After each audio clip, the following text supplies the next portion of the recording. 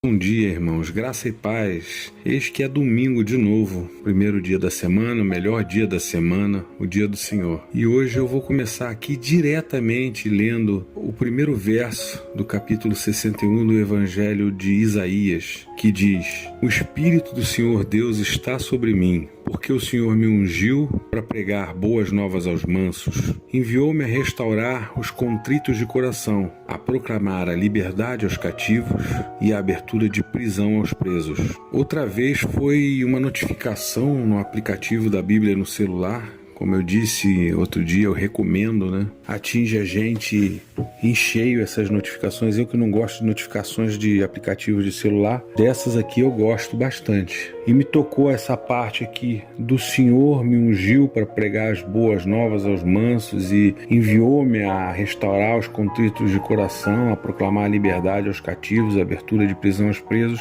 em algo que eu vivi na semana passada, um momento que eu passei na semana passada e que eu li isso fazia todo sentido. Assim como também na semana passada, quando eu gravei o vídeo sobre o capítulo 5 da Carta aos Tessalonicenses, que aliás, se você não viu, eu recomendo que assista, né? Caso tenha interesse, obviamente, com toda a humildade de coração. Após eu terminar a gravação, envi uma notificação do mesmo aplicativo para Efésios 6, e que eu fiz a leitura ali no final do vídeo de Tessalonicenses 5, e que muito me emocionou as palavras de Paulo sobre a missão de evangelizar, de dividir a palavra do Senhor. E aqui é um pouquinho mais, porque fala aqui em restaurar os contritos de coração, proclamar a liberdade aos cativos, a abertura de prisão aos presos, e aí isso eu entendi a mim mesmo, né? Restaurar os contritos de coração, porque eu vivi uma libertação de coração naquele momento, naquele dia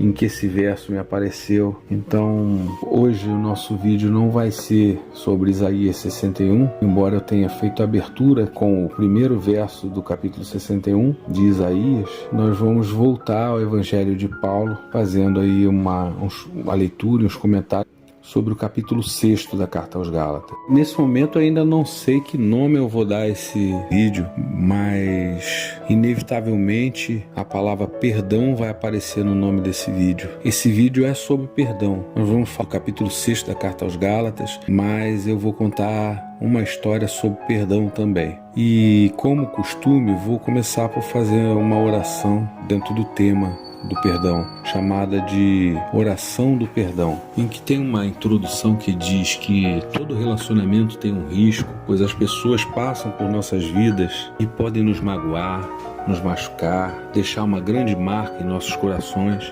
assim como nós também com certeza falharemos a algum momento com alguém. E ainda bem que existe o perdão e a reconciliação. Contudo, muitas vezes temos dificuldade de perdoar e carregamos mágoas conosco. Mas hoje o Senhor te convida a mudar essa situação. Vamos orar juntos nesse sentido. Senhor, nosso Deus e Pai, te agradecemos por mais esse dia de vida, por mais uma oportunidade de viver em Sua santa presença. Gostaríamos de começar pedindo perdão por nossos pecados, pelas coisas que fazemos todos os dias que não te agradam, pelas nossas falhas que às vezes nem somos capazes de enxergar. Ó Espírito Santo, nos ajude a perceber onde temos errado e o que precisa ser transformado em nossas vidas. Pai, nesse momento eu gostaria de liberar perdão por aquela pessoa que me machucou, que me magoou. Eu sei que o perdão é libertador, Pai. Traz cura para minha alma. Então, Senhor, me ajude a liberá-lo, não só pelo meu irmão, mas por mim também, Pai. Livra-me de toda a amargor da vida e de todo sentimento ruim que eu possa estar sentindo em relação aos meus irmãos, amigos e familiares.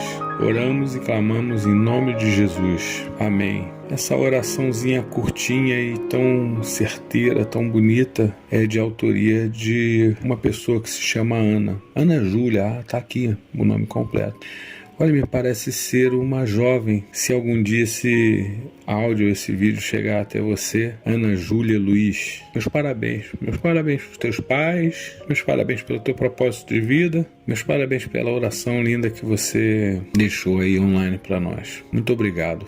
Bem, na sequência dessa oração linda, vou fazer uma introdução a Gálatas, não necessariamente ao capítulo 6, mas à carta aos Gálatas na sua íntegra. A epístola de Paulo, o apóstolo, aos Gálatas, foi escrita aos judeus cristãos que estavam se afastando do Senhor ao confiarem novamente nas obras da lei de Moisés. Na época, Paulo procurou corrigir esse problema, enfatizando a diferença entre o peso da lei de Moisés, que levava a uma escravidão espiritual, e o Evangelho de Jesus Cristo, que leva à liberdade espiritual. Estudar essa epístola pode nos ajudar a apreciar melhor a liberdade que alcançamos por meio do Evangelho de Jesus Cristo. Provavelmente, a epístola aos Gálatas foi escrita enquanto Paulo viajava pela Macedônia durante a sua terceira viagem missionária, por volta do ano 55 a 57 depois de Cristo. Existe uma incerteza sobre para quais igrejas foram dirigidas essa carta, mas elas ficavam no norte da Galácia. Por isso, a carta aos Gálatas, um distrito do qual Ancira era a capital, ou no distrito das fronteiras da Frígia e da Galácia, que foi visitado por Paulo na primeira viagem missionária dele. Em ambos os casos, as igrejas da Galácia foram visitadas com certeza por Paulo também na sua segunda e terceira viagens. Está referenciado em Atos 16, verso 6, e em Atos 18, verso 23. Paulo escreveu aos santos na Galácia porque estava muito preocupado com o fato que eles estivessem se afastando do Senhor ao seguirem ensinamentos de alguns que buscavam distorcer o Evangelho de Cristo. Os cristãos judeus estavam ensinando aos cristãos gentios a falsa doutrina de que eles precisavam ser circuncidados e observar vários requisitos dos rituais da lei de Moisés. Alguns santos da Galácia haviam adotado os ensinamentos dessas pessoas. O principal propósito do Paulo ao escrever essa carta incluía defender-se contra acusações de falsos mestres que se opunham a ele, ensinar todas as pessoas, sejam judias ou cristãs, que elas são salvas pela expiação de Jesus Cristo ao depositarem sua fé em Jesus Cristo, em vez de confiarem nas obras da lei de Moisés. Esclarecer o papel de Moisés, da lei de Moisés no plano de Deus, mas distinguir entre os antigos convênios que Deus tinha feito com Moisés e o novo convênio com Cristo, e a conclamar os santos a viver pelo Espírito. O livro de Gálatas chama atenção como a carta mais fervorosa de Paulo, em que ele dirigiu uma severa repreensão tanto aos membros da igreja que estavam se afastando, quanto aos falsos mestres que os estavam desencaminhando. Gálatas contém a primeira apresentação escrita por Paulo a respeito da doutrina da justificação. Não somos justificados pelas obras de Moisés, mas sim pela fé em Jesus Cristo. A epístola contrasta as obras da carne com o fruto do Espírito. Vamos então aqui iniciar a leitura do capítulo 6 de Carta aos Gálatas, que começa com uma frase que diz nada não ser a cruz e que inevitavelmente me remeteu a lembrar das 5 solas. Então, ainda antes de começar a leitura, vou pensar que quando Paulo inicia esse capítulo dizendo nada não ser a cruz, era para eu lembrar dos 5 pilares da Reforma Protestante, chamadas 5 solas, que são sola Escritura, ou seja, somente a Bíblia e toda a Bíblia, solos Christus, somente Cristo, sola gratia, somente a graça, sola fide, somente a fé, soli Deo gloria, somente a Deus glória. Amém. E agora sim, vamos lá à leitura do capítulo 6 da Carta aos Gálatas. Nada não ser a cruz. Amigos, vivam com criatividade. Se alguém cair em pecado, restaurem-no com perdão. Guardem as críticas. Vocês podem precisar de perdão antes que o dia termine. Hajam com misericórdia, estendam a mão aos oprimidos. Compartilhem aquilo que pesa a vocês e cumpram desse modo a lei de Cristo. Se pensam que são bons demais para agir assim, estão muito enganados. Cada um examine com cuidado a si mesmo e a maneira segundo está. Cada um examine com cuidado a si mesmo e a maneira segundo a qual está cumprindo a missão que recebeu, e dedique atenção total a ela. Não fique admirando a vocês mesmos, nem se comparando com os outros. Cada um precisa assumir o compromisso de fazer o melhor que puder com a sua vida. Vocês que já chegaram à maturidade, sejam generosos com aqueles que os instruíram, compartilhando com eles tudo o que de bom possuem e experimentam. Não se engane, ninguém faz Deus de bobo. Toda pessoa colhe aquilo que plantou. Quem planta egoísmo, ignorando a necessidade dos outros e a Deus, colherá o mal. O resultado de sua vida será frutos inúteis. Mas aquele que planta conforme Deus, permitindo que o Espírito faça a obra de crescimento dele, terá uma colheita verdadeira, vida eterna. Portanto, não se cansem de fazer o bem. No tempo certo, teremos uma boa colheita, se não nos desesperarmos nem desistirmos. Cada vez que tivermos chance, trabalhemos para o benefício de todos, a começar pelos mais próximos de nós na comunidade da fé. Nestas linhas finais, chamo a atenção para os traços grossos da minha caligrafia, para ressaltar a importância do que eu escrevi. Aqueles que tentam impor a vocês a prática da circuncisão têm um único objetivo: querem parecer bons sem fazer esforço, pois não têm a coragem de viver a fé que compartilha o sofrimento e a morte de Cristo. A doutrina deles nada é, até porque nem eles guardam a lei. Observam apenas as leis que interessam aos seus propósitos. Eles querem que vocês sejam circundados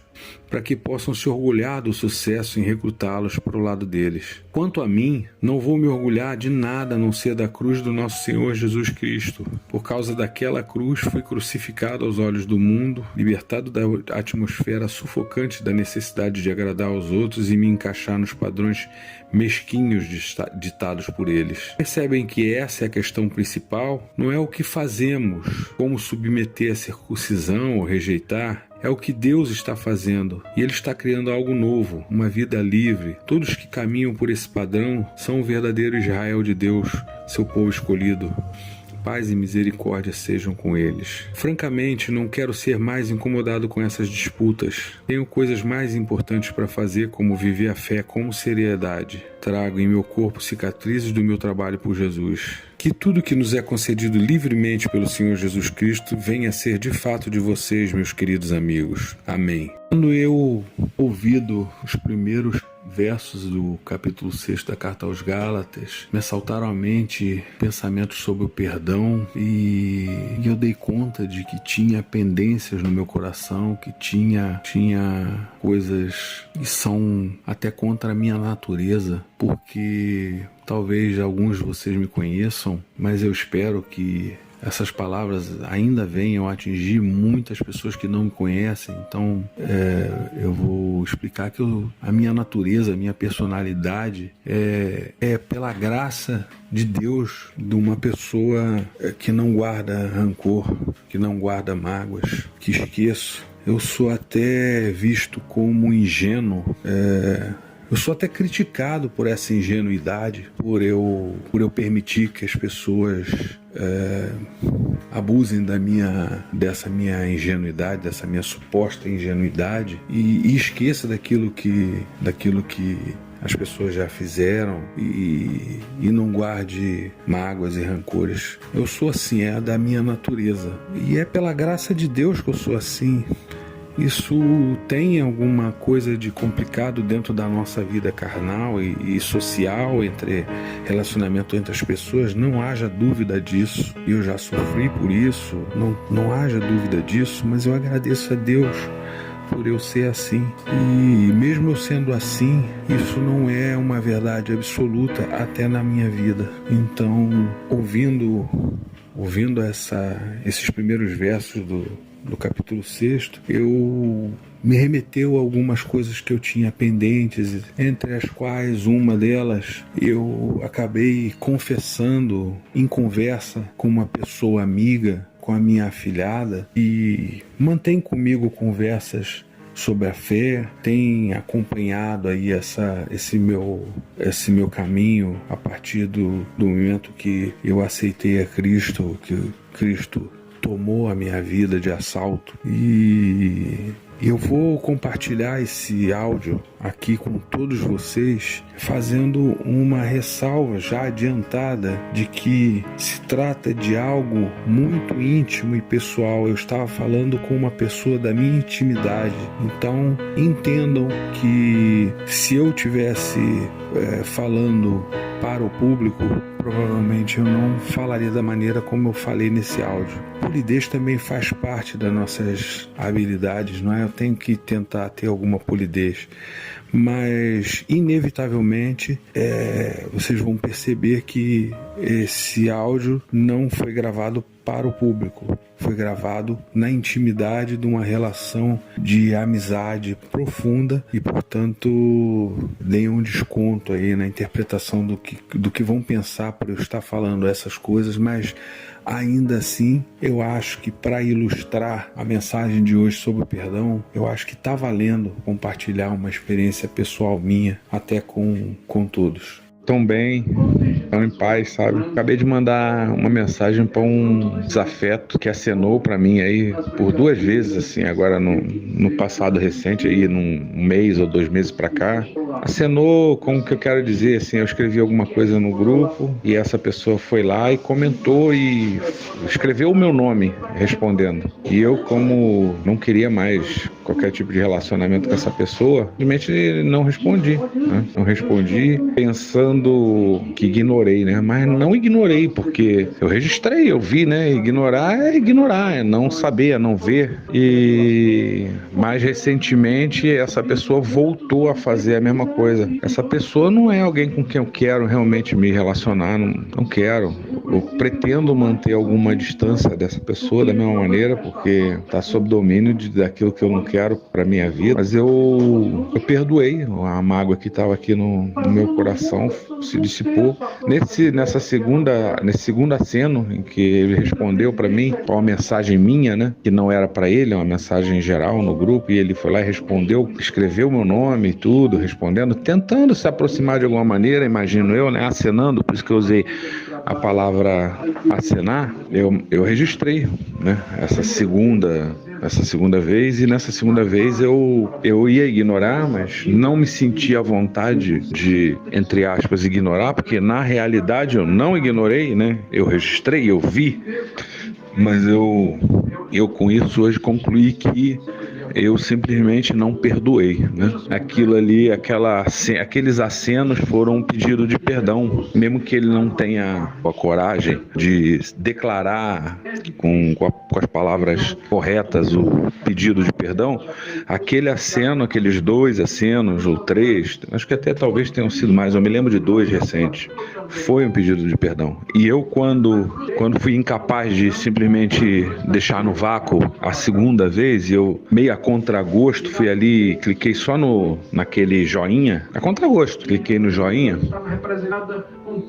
Já foi a coerência, né, de estar em paz, né, ter mudado a minha vida, tá mudando a minha vida, né. E hoje eu experimentei, estava aqui ouvindo o pastor Nicodemos aqui falando sobre Gálatas. A mensagem o principal que é amai-vos uns aos outros, né, assim como eu vos amei. E aí eu pensei olha, vê bem como é que pode, né? Pensei nessa pessoa. Pensei porque tinha visto uma publicação ontem dele no grupo que vive no domínio do mal mesmo, mas de uma forma muito mais profunda do que aquela que eu andava. Quando eu confrontei, né, quando eu escolhi a ofensa para responder a ele, em vez de simplesmente eu calar, eu apagar, né, quando eu escolhi o confronto, foi porque eu também andava nos mesmos caminhos. E agora que eu já não ando nos mesmos caminhos dele, eu escolhi o perdão, escolhi apagar essa mágoa. Aí mandei uma mensagem para esse moço, dizendo as coisas como elas são. Mesmo eu ainda hoje não quero aproximação com ele, mas desejo de verdade que ele encontre paz, que ele se livre daquilo que atormenta ele, que Jesus cuide dele e que cure ele. Enfim, olha, tô nessa paz, minha irmã.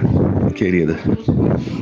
Bem, como vocês puderam ver, foi uma conversa profunda, mas começou por eu declarando para essa pessoa da minha intimidade, né, da minha família, como eu estava me sentindo bem de ter tirado do meu coração alguma mágoa. Isso não ficou por aí não, mas no dia seguinte a esse acontecimento, não no dia seguinte a esse áudio que eu gravei para minha afilhada, mas no dia seguinte ao acontecimento que eu relato nesse áudio, eu vinha em viagem e ouvindo o rádio no automóvel, chegou no horário que começou uma oração, e durante aquela oração, lá em algum momento, quem conduzia aquela oração dizia para a gente dirigir a oração a alguém que a gente julgasse. E aí eu me lembrei de uma outra pessoa do meu relacionamento familiar, com a qual eu estava chateado há algum tempo e tinha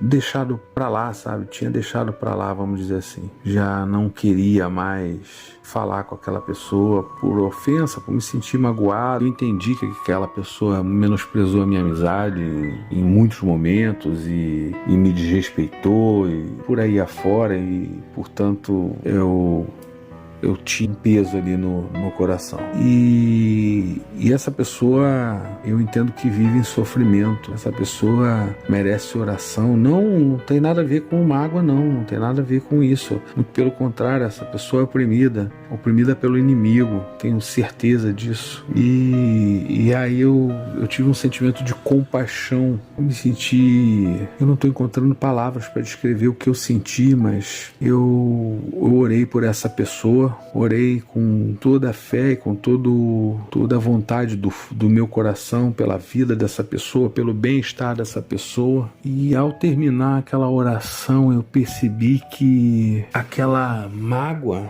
já tinha sido apagada do meu coração. Se eu estava ali orando do fundo do meu coração pelo bem-estar, pela vida daquela pessoa, é sinal que aquela mágoa já tinha sido jogada para trás. E eu até dirigi depois disso a palavra a essa pessoa. Não me respondeu até hoje. Não tem problema, eu lamento.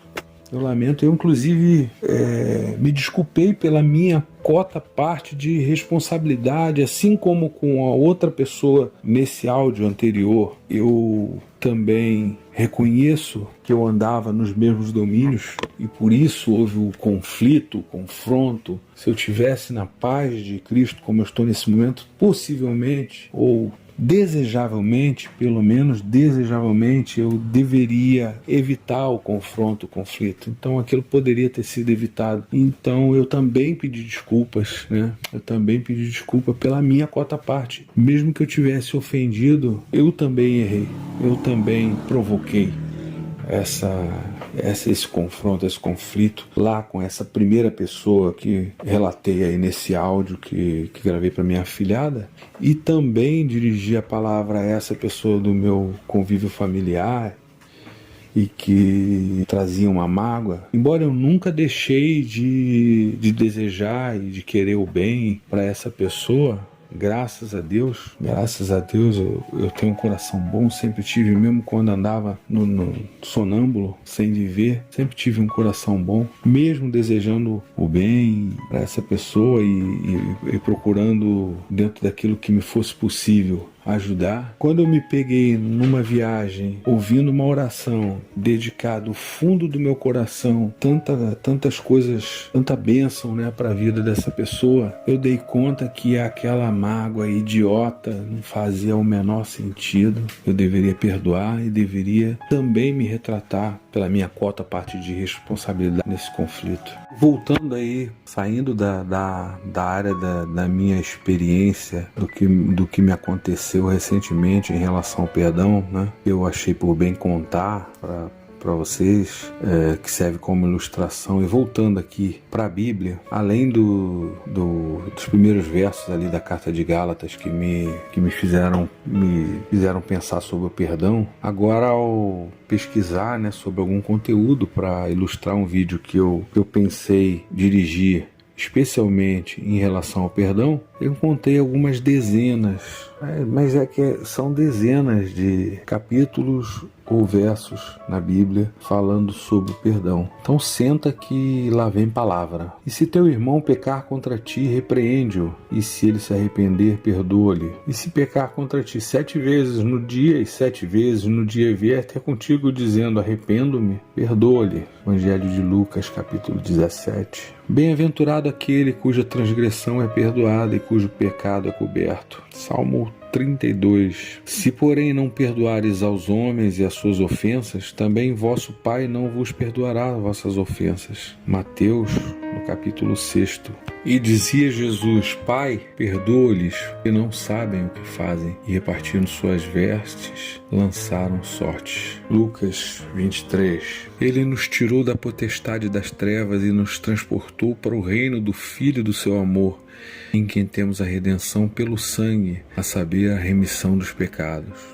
Está em Colossenses, no capítulo 1. O que encobre a transgressão busca a amizade, mas o que renova a questão separa os maiores amigos. Provérbios, no capítulo 17. Antes sede uns para os outros benignos, misericordiosos, perdoando-vos uns aos outros, como também Deus vos perdoou em Cristo. Está na carta aos Efésios, no capítulo 4. Porque se perdoardes aos homens as suas ofensas, também vosso Pai Celestial vos perdoará a vós. Está em Mateus, no capítulo 6. Suportando-vos uns aos outros e perdoando-vos uns aos outros, se algum tiver queixa contra o outro, assim como Cristo vos perdoou, assim fazei vós também. Colossenses, no capítulo 3. E se meu povo, que se chama pelo meu nome, se humilhar, orar, buscar a minha face e se converter dos maus caminhos, então eu ouvirei dos céus e perdoarei os seus pecados e sararei sua terra. Em 2 Crônicas, no capítulo 7, verso 14. Não julgueis e não sereis julgados, não condeneis e não sereis condenados, soltais e soltar-vos-ão. Lucas, capítulo 6, verso 37. Então Pedro, aproximando-se dele, disse: Senhor, até quantas vezes pecará o meu irmão contra mim e eu lhe perdoarei? Até 7? Jesus disse: Não te digo que até 7, mas até 70 vezes 7. Mateus, capítulo 18, versos 21 e 22. Pois tu, Senhor, és bom e pronto a perdoar, e abundante em benignidade para com todos que te invocam. Está no Salmo 86. Pois tu, Senhor, és bom e pronto a perdoar, e abundante em benignidade para com todos que te invocam. Salmo 86. Quem, ó Deus, é semelhante a ti, que perdoas a iniquidade e que te esqueces da rebelião do restante da tua herança? O Senhor não retém a sua ira para sempre, porque tem prazer na benignidade. Miqueias, capítulo 7, versículo 18. E quando estiverdes orando, perdoai, se tendes alguma coisa contra alguém, para que vosso Pai, que estás no céu, vos perdoe as vossas ofensas. Marcos, no capítulo 11, verso 25. E vou parar aqui nesse verso em que Mateus descreve ali um trecho da oração que nosso Senhor Jesus Cristo nos ensinou, né? O Pai Nosso. E que também tem ali um trecho que fala sobre perdoar, assim como nós perdoamos aos nossos devedores, né? Certamente que haverá muito mais sobre amor, compaixão, irmandade e perdão na Bíblia, mas já deve ter falado mais de 30 capítulos e versos diferentes aí, e já serviu bem para ilustrar como é importante o perdão. Nesse momento, vamos fazer uma outra oração para encerrar esse vídeo e a palavra de hoje, focando na importância do perdão. Eu citei tantos capítulos e versos da Bíblia falando sobre o perdão. Vou ler aqui um estudo bíblico com 6 lições sobre o perdão. O perdão é muito importante na Bíblia. O perdão revela o amor de Deus e a solução para muitos problemas. Tem 6 lições importantes na Bíblia sobre o perdão. Primeira, Deus perdoa. Deus perdoa cada pessoa que se arrepende e aceita Jesus como seu Salvador. Não importa quantos pecados você cometeu, nem o tamanho deles, Deus perdoa tudo. Quando você perdoa, você imita Jesus. Segundo, perdão traz libertação. Não há nada melhor do que se sentir perdoado, livre de toda culpa. O perdão também é um ato de libertação para cada pessoa que perdoa, a libertação do peso do rancor e da mágoa. Terceiro, quem ama, perdoa. Você perdoa a quem ama porque o amor é incondicional. Perdoar não é aceitar que a pessoa lhe faça mal. Perdoar é resolver a situação sem guardar rancor, entendendo que o ofensor é um pecador como você que precisa de Jesus. Quarto, quem é perdoado ama. Perdão gera gratidão. Quando uma pessoa entende que foi perdoada, mesmo sem merecer, vai amar quem lhe ofereceu perdão. Quinta, perdão não tem limite. Você vai perder a conta muito antes de chegar a 490 vezes. O perdão de Deus não acaba, o seu também não deve acabar. E sexta é que o perdão gera mais perdão. Se você realmente entende o perdão de Deus, você vai perdoar as outras pessoas. Falta de perdão é falta de compreensão do amor de Deus. Quando Deus perdoa, você perdoa. Quando você perdoa, Deus perdoa e outros aprendem também a perdoar. O perdão gera perdão. E muito obrigado a você que esteve comigo até aqui, até esse momento. Eu imagino que esse vídeo vai ficar bem grande. Vamos finalizar esse vídeo com uma oração dentro do tema. Ó Deus misericordioso e compassivo, nós nos aproximamos de Ti humildemente, reconhecendo a nossa própria necessidade do Teu perdão, assim como Tu nos perdoaste através do sacrifício do Teu Filho amado. Ensina-nos a perdoar da mesma maneira.